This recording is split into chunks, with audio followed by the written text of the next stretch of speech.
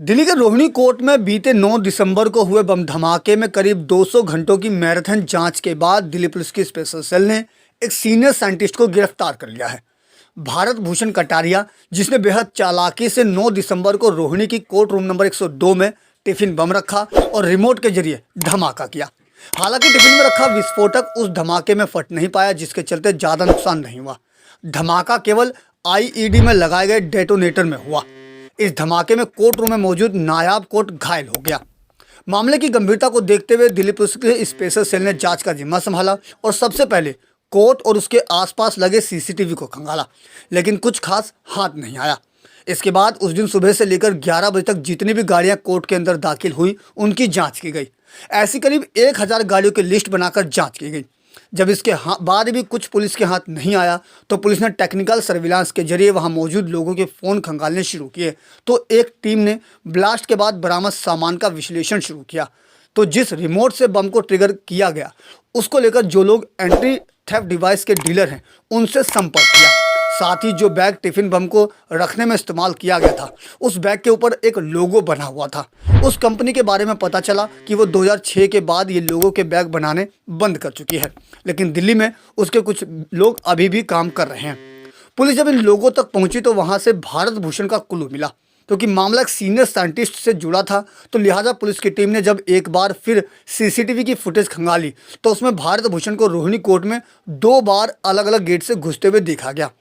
इसके सामने आने के बाद तुरंत भारत भूषण के घर पर छापा मारकर पुलिस ने उसे हिरासत में लिया और तलाशी लेने पर वहां से इस धमाके से जुड़ी कुछ चीजें भी बरामद हो गई।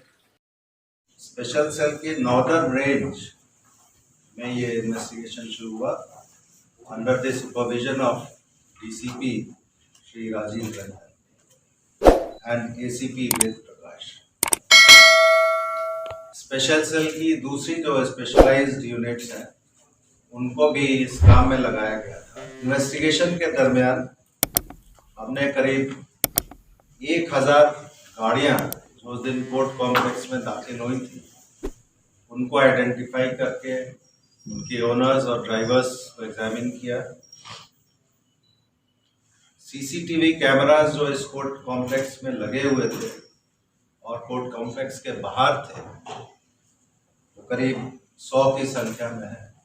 उनके फुटेजेस का काफ़ी डिटेल्ड एनालिसिस किया गया। इन्वेस्टिगेशन में जब ये सारी चीज़ें करने के बाद एनालिसिस जो इलेक्ट्रॉनिक डेटा है उसका, सीसीटीवी फुटेजेस का, और जो मैंने अभी बताया, हमने नैरो डाउन किया एक पर्टिकुलर एक्यूज को। उनका नाम है भारत भूषण कटारिया। इनको कल हमने अरेस्ट किया। ये साइंटिस्ट, और इनको कल कब किया गया, इंटरोगेशन किया गया।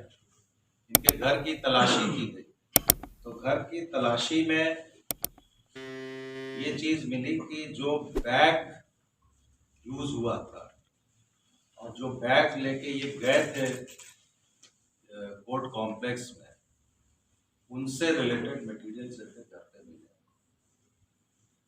बॉम्ब बनाने के लिए जो शार्पनर्स वगैरह यूज किए गए थे थोड़े बहुत, इसके अलावा बहुत से इंक्रिमिनेटिंग चीजें वहां से मिली हैं जो उनको इस केस से लिंक कर।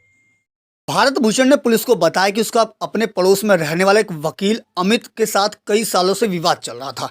इन दोनों ने एक दूसरे पर करीब 12 केस किए हुए हैं, जिनकी सुनवाई पिछले कई सालों से कोर्ट में चल रही है, जिससे तंग आ चुका था। लिहाजा इसने इस वकील को सबक सिखाने के लिए ये खौफनाक तरीका अपनाया।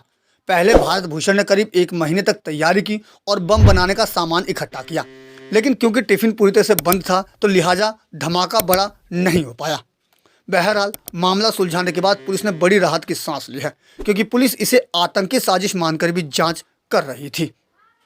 दिल्ली से अपने सहयोगी फिरोज हसन के साथ अजीत कुमार की रिपोर्ट, हम वतन टीवी।